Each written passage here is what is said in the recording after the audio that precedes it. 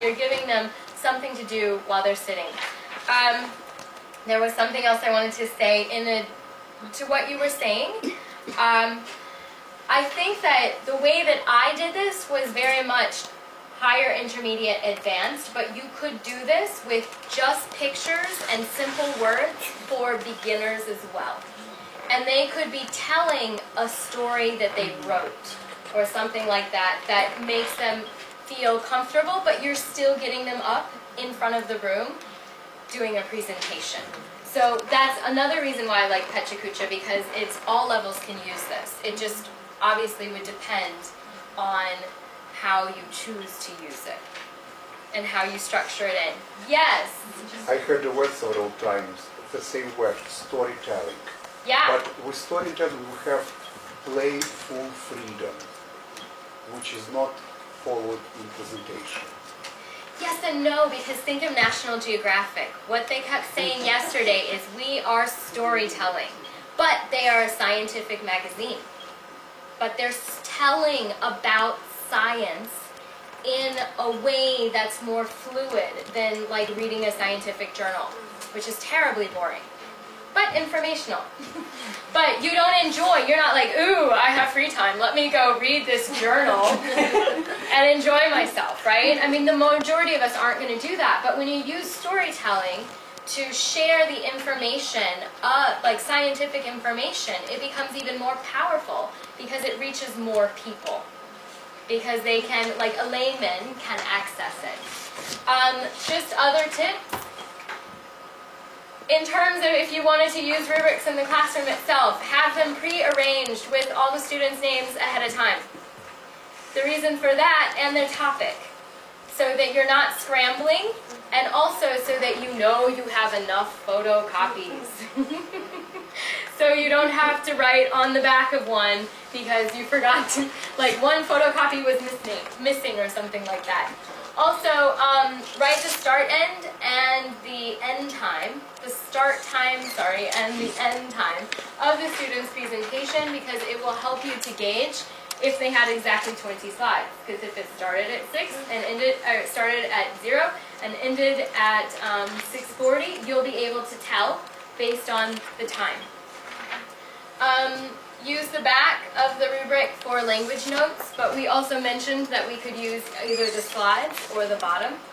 That would be fine. And as I said previously, memorization of the rubric, it's also helpful because you'll probably be writing it, and so you'll be very, very familiar with the rubric. However, as I mentioned previously, I give the rubric to students ahead of time. That means that I maybe have written the rubric a month and a half, 2 months before they're actually giving their presentations. So I always think to myself, the week before, I make a little note like in my calendar and I go, ooh, right, gotta review the rubric, because I will have most definitely forgotten all the information by then. Let's see, and then finally use video to record the presentations ahead of time, or like while they're doing it.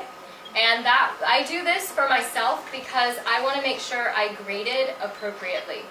And it could so be that I didn't get a lot of sleep the night before, and when I was grading I was not 100%.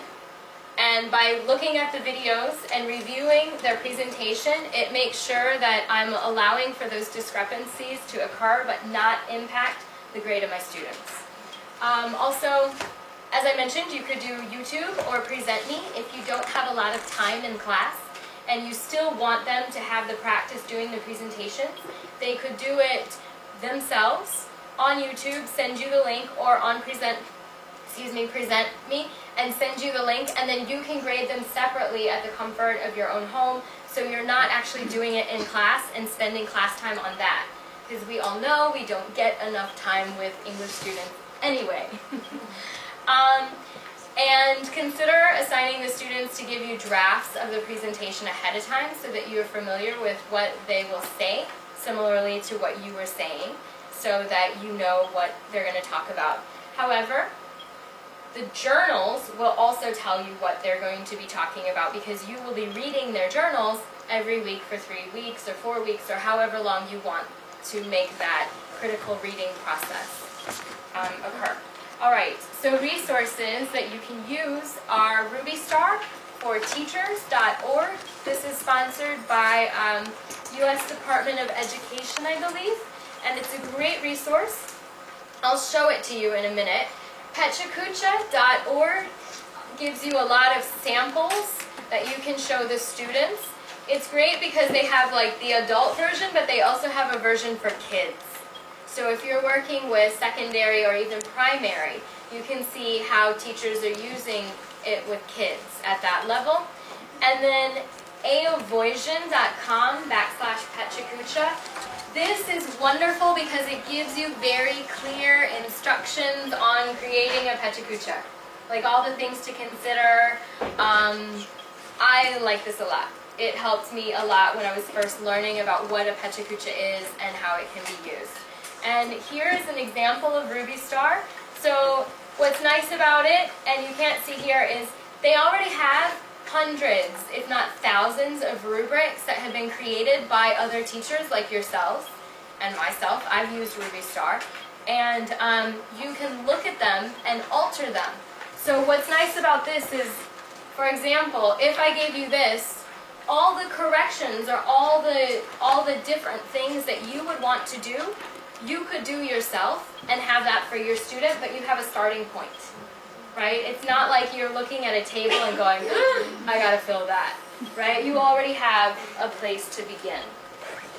For the zip code, you can put your zip code, or if you're living, oftentimes you can put like, they'll tell you either 000 or 9999 because you're overseas. And they may expect a U.S. zip code because this was originally created for U.S. teachers, and then that's it. So, in order to use it, you have to register, just because they want to keep statistics on who's using it, how they're using it, and what they're using.